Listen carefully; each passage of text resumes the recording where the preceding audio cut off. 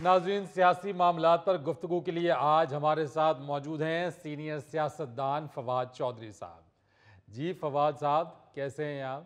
जी बहुत शुक्रिया फरीद साहब आपका, आपने मदऊ किया है। मैं सबका आपका शुक्रिया अदा करता हूँ। मुझे तो बड़ी उदासी हुई थी इनके चेहरे देखने के लिए। अच्छा, तो फवाद साहब ये ज़रा क्लियर कर दीजिए कि आपका इंटरव्यू पीटीआई के कारकुन के तौर पे लिया जाए या इस्तेहकाम पाकिस्तान पार्टी के कारकुन के तौर पे लिया जाए, या अभी आप बुखलाहट का शिकार हैं? नहीं, मैं बुखलाहट का शिकार नहीं हूँ फरीद साहब, हुकूमत बुखलाहट का शिकार है। और हुकूमत इस तरह बुखलाहट का शिकार है जैसे किसी बंदे के पीछे पुलिस लगी हो तो वो बुखलाहट का शिकार हो जाता है। तुसी मिसाल देनी है तो फिर इंटरव्यू भी तुसी दे लो आके। मेरी बात तो पहले सुन लें। आपको अगर ना अच्छा लगे मेरा बयान तो आप कह दें कि सॉरी। ये हुकूमत बुखलाहट का शिकार है। अच्छा, आप देखें तो सही ना, जाके इन्होंने खुद सुप्रीम कोर्ट में टक्कर काट मारी है। इस वक्त तो हुकूमत को खुद पांव बिल्लियां चढ़ी हुई है। जैसे कोई दुम्बा फिरता हुआ किसी किचन में घुस जाए और स्टील के फ्रिज में अपना अक्स देख के तो फ्रिज को टक्कर काट मारता है और दुम्बे को पांव बिल्लियां चढ़ जाती है। बिल्कुल उसी तरह हुकूमत इस वक्त पांव बिल्लियों वाला दुम्बा बना हुआ है। या फिर उसी तरह जिस तरह बंदे को पता ही ना हो कि मेरी पार्टी कौन सी है। यार तुसी इन्हां नूं ही बहा लवो। आओ जी बैठ जाओ तुसी। बात ही की है, बात यार आप ये फाउल खेल रहे हैं। आपने जिस बंदे को बुलाया इंटरव्यू के लिए आप उसको बात करने दें। करेंगे। अच्छा चले छोड़े ना फवाद साहब। अगर इन्होंने ही बात करनी थी तो आपने मुझे क्यों बुलाया है? अच्छा, बुरा ना माने ना, वो चले कोई बात ये ना समझो कि मैं वजीर नहीं है गाते मैं कुछ कहांगा नहीं।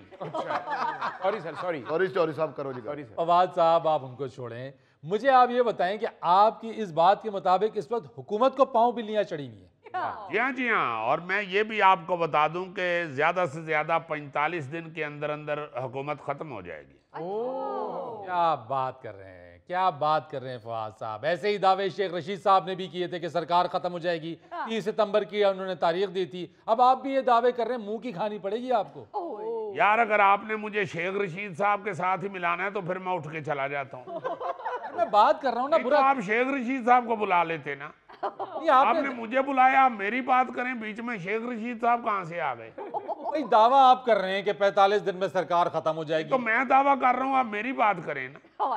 अच्छा चलें, बात करें, चलें कहिए। मैं ये जो दावा कर रहा हूं फरीद साहब, इसके पीछे हकायक हैं। अच्छा, हुकूमत 45 दिन के अंदर अंदर खत्म हो जाएगी और वो खत्म होना शुरू हो गई है। मुझे बड़े ठोस राय से मालूम हुआ है कि एक हुकूमती एमएनए के माली ने इस्तीफा दे दिया है।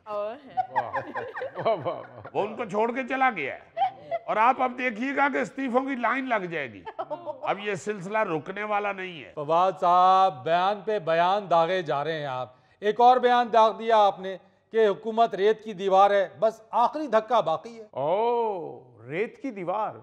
फवाद साहब आपने कभी बताया नहीं कि आप राजमिस्त्रियों का भी काम जानते हैं। आपने जैसी जाहिलाना बात की है, मैं तो इसका जवाब देना भी गवारा नहीं करता। देखें फरीद साहब, ये हुकूमत गिरने वाली है, बस आखिरी धक्का बाकी है। अच्छा जी, पहला धक्का तो हो गया ना, वो मालिक का इस्तीफा। दूसरा धक्का क्या है जी? सारे धक्के मैं ही लब्बा, तुसी कुछ नहीं करना।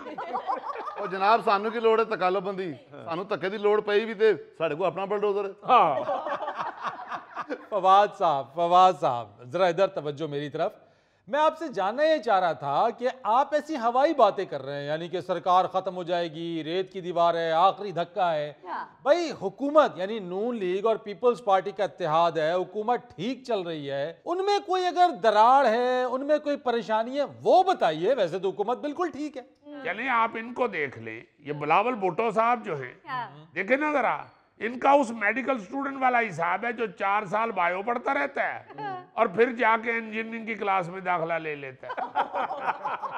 दूसरी तरफ आप वजीर आला पंजाब को देखें, मोहतरमा को यही अंदाजा नहीं है कि अवाम हुकूमत से कितनी तंग है। एक मिसाल दें।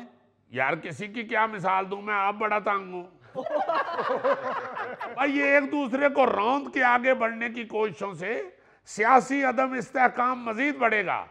ये सोच के रखें कि सब ने जाना है।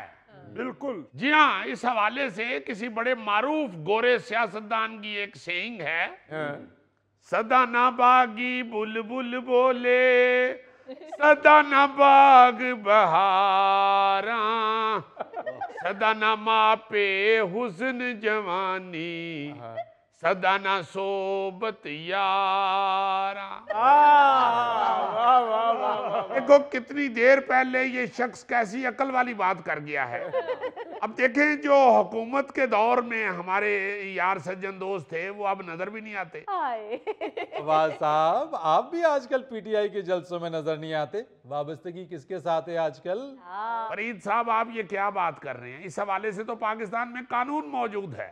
कौन सा कानून? दिल वाला दुखड़ा नहीं किसे नू सुनाईदा, वाजिबा वाजिबा। एस्टैब्लिशमेंट नाल ना होवे ते कर बह जाईदा, दिल वाला दुखड़ा नहीं किसे नू सुनाईदा। फवाद साहब, वाह वाह वाह। यानी हम ये समझें कि आप पीटीआई में नहीं हैं। भाई क्यों नहीं, मैं उनके हर जलसे में मौजूद होता हूँ। अच्छा। रूहानी तौर पे, जज्बाती तौर पे, ऑनलाइन। ਲੋ ਅੱਜ ਪਤਾ ਲੱਗਾ ਜੇ ਕਿ ਤੁਹਾਡੀ ਵਜ੍ਹਾ ਤੋਂ ਨੈਟ ਸਲੋ ਚੱਲਦਾ ਹੈ। इस बात को समझें कि पाकिस्तान की सियासत जरदारी, बिलावल, शहबाज से बहुत आगे चली गई है। ये लोग पेटी में रखे हुए वो आम हैं जो ज्यादा मसाले की वजह से ढिले हो चुके हैं। फरीद साहब, अब सियासी जमात सिर्फ पीटीआई है। जरदारी और बिलावल कराची में बगैर सिक्योरिटी के निकल नहीं सकते। लोग अंडे मारेंगे इनको। अल्लाह देखिए आप, अंडा कितना महंगा है। जी 30 रुपए का है। लो जी, मैनू कसम चुका लो, इन्हें फिर खरीद के रखे जी। ਉਹ ਕਿਉਂ ਮੈਨੂੰ ਫੜਵਾਉਣਾ ਜੇ? ਮੈਂ ਤੇ ਬਲਾਵਲ ਸਾਹਿਬ ਦਾ ਫੈਨ ਹਾਂ। ਜੀ ਏ भुट्टो।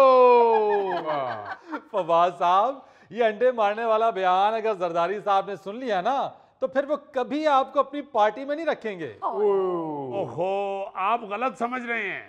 मैं अंडे मारेंगे नहीं कह रहा, मैं कह रहा हूं कि अगर ये बाहर निकलेंगे तो लोग इन पर से अंडे मारेंगे। फवाद साहब, क्या यू टर्न लिया है? और भाई यू टर्न नहीं लिया, आपने मेरे बयान को सियाको सबाक से हट के तो समझा है।